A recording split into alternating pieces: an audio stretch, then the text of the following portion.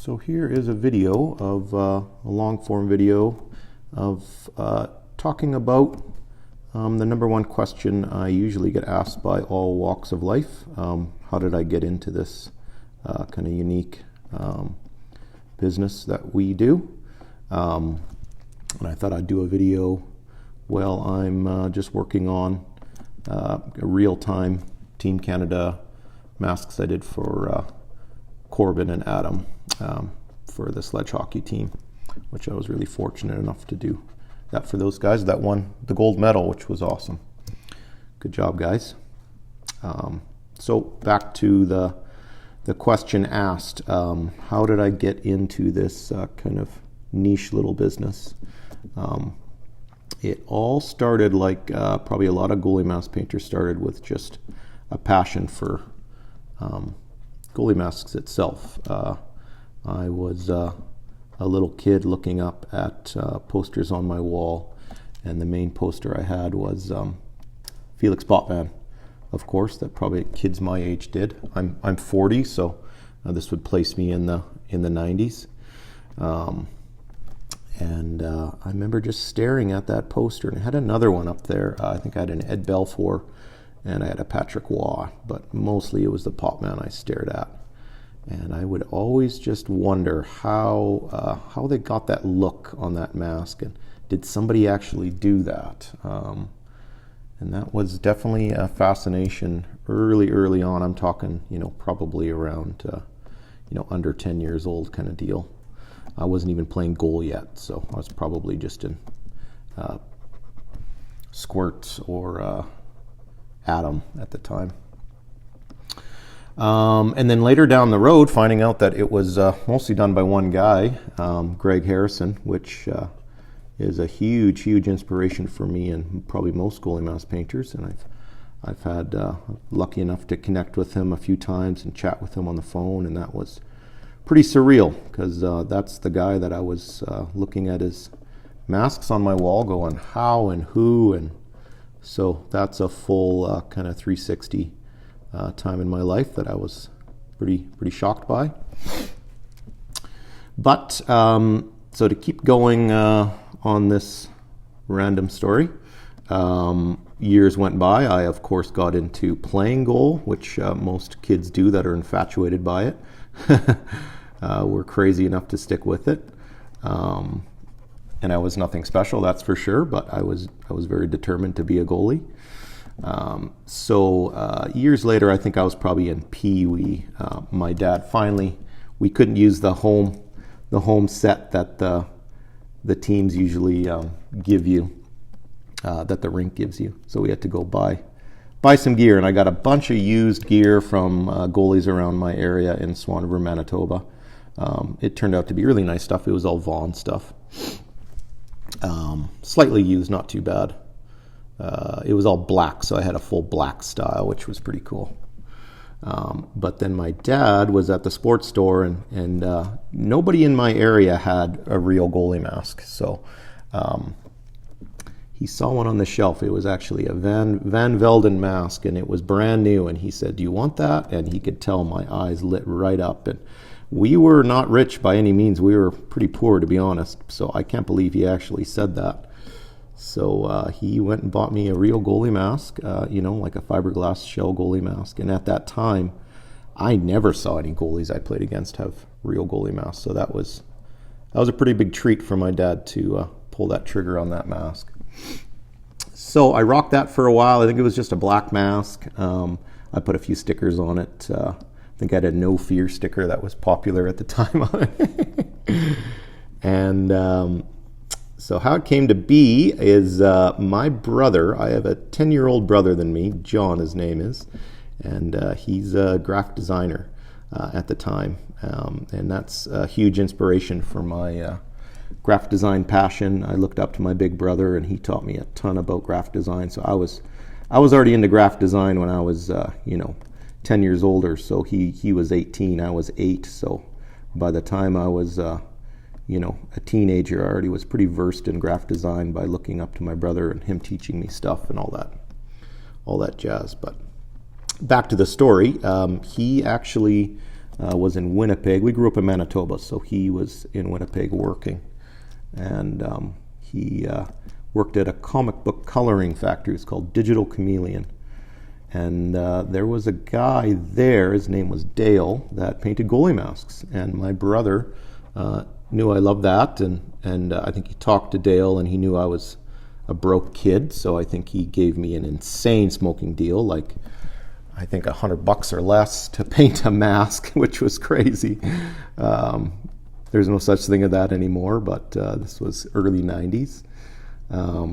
And he painted a Venom over the, I came up with the idea, I've never seen it before, I'm sure other people did it at the time, but the Venom over the cage, the teeth over the cage. And so he painted that for me, and his name was Dale. And if anybody is listening to this and knows a guy named Dale that worked at Digital Chameleon from Winnipeg that painted goalie masks, I'd really like to speak with him. He's probably in his early 60s now, but he was a huge inspiration early in my fascination with this.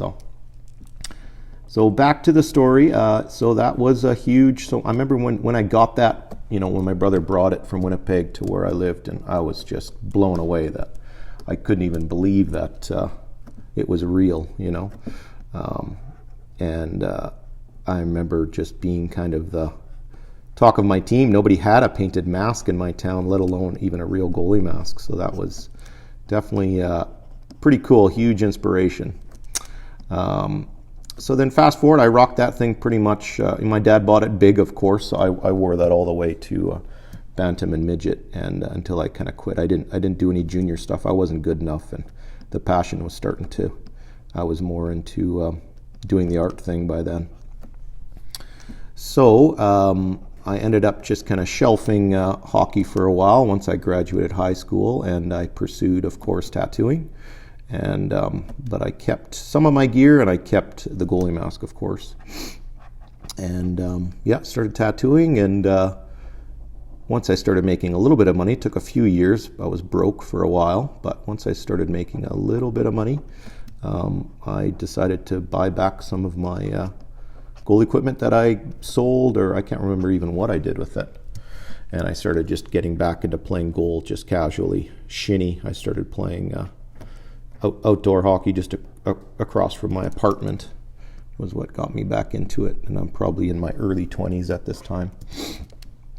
And I started staring at my mask and just wondering if I could maybe paint it myself. I didn't have any money, so I had enough to buy some gear, but I didn't know where to go to get a goalie mask, and I didn't probably have enough money to get it done. So I figured I would do it myself, which a lot of goalie mask painters, I think that's how they started too. And that's where it started. And what I actually did for my first goalie mask is, and I regret it now, I wish I had Dale's paint job, but I actually sanded it all and painted over Dale's Venom paint job that I had as a kid, and did my own version of the Venom. And it turned out good, but maybe even a little better than the one I got, but I kind of I wish I would have that original one I could stare at. But that's kind of what got me into it initially, and then it just snowballed from there. So at this time, I was working at a few different tattoo shops, and the guys there started to see me paint these goalie masks. I was showing them off. I was maybe only doing like 1 or 2 a year, so it wasn't that much, but enough to show a few of the guys, and they thought it was cool. They started taking interest, and then I started painting for a few of my tattoo buddies, and I probably painted a good, 3 or 4 or 5, more over the years now, but that was kind of initially enough to get some different projects, different ideas, photograph them. At this time, I was painting my own masks too. I kind of repainted masks like 3 or 4 times. I would photograph them and then enjoy them for a bit and then paint over them, because I didn't have a ton of money to keep buying goalie masks. So I definitely have a few masks with 4 or 5 paint jobs stacked up on them. So all that process of my tattoo buddies kind of supporting me and wanting, and a lot of them weren't goalies. They just wanted art to hang on the wall and, supporting this weird thing that I was into while I was tattooing. So that was super cool, that support in my tattoo community. And then got a good chunk of work together just with photos. It was probably, maybe a dozen masks or something like that.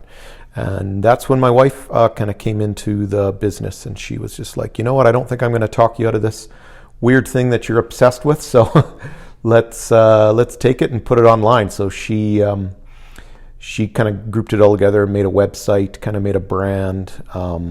She was, pretty instrumental in managing things, just making sure with bookings and keeping me on task. And she still is to this day. She's a huge part of the business. She's starting to paint now too. So that's pretty cool that she's fully involved. And yeah, it all started with this weird hobby that I could tell she was kind of like, what is he doing here? But I'm pretty driven. And once I get something in my head, I don't stop. So I think she saw that and was just like, well, let's kind of see where this goes. And yeah, then once the website was launched, we had started to get some random emails. Actually, one of my first real clients was Ian Scott, who ended up playing with the Marlies organization and got drafted by the Leafs. And I painted for him really, really early because he's from Calgary. And so there was a lot of really good support in those areas of Calgary that people were getting their masks painted. I'm really appreciative of all that for sure. And yeah, that's kind of what it was, and it just kept going. And now we are what we are today. We're not a huge business, but we're trying to do some of the top goalies in the world, and that was definitely something I was shooting for, and we were all shooting for. So thanks for listening, guys. Hope you enjoyed it. Keep creating. Do your passions. That's my main advice. Do what you love. Don't quit. Cheers, guys.